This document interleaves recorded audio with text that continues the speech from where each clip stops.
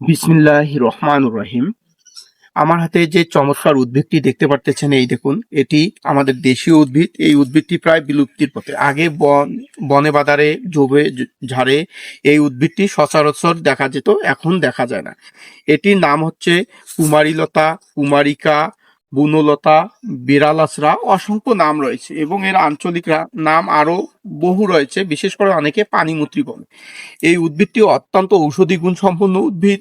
বিশেষ করে যাদের শরীর দুর্বল এবং শারীরিক সমস্যা, তাদের জন্য এই উদ্ভিদটির উপকার বলে শেষ করা যাবে না।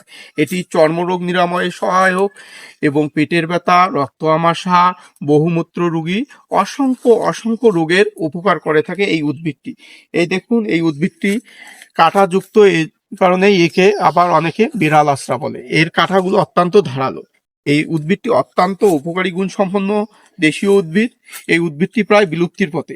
এটি মানুষের শরীরের শক্তি বৃদ্ধি করে এবং শরীরের শক্তিবর্ধক হিসেবে ব্যবহার করা হয়ে থাকে। অসংখ্য উপকারী গুণে ভরপুর এই উদ্ভিদটি আপনারা কখনো দেখেছেন কিনা জানাবেন। আর বিশেষ করে কোনো উদ্ভিদ ব্যবহারের আগে উদ্ভিদ বিশেষজ্ঞ কিংবা ডাক্তারের পরামর্শ নেবেন, কারণ প্রতিটি উদ্ভিদেরই কোনো না কোনো পার্শ্ব প্রতিক্রিয়া রয়েছে। সবাই ভালো থাকবেন, সুস্থ থাকবেন। আল্লাহ হাফেজ।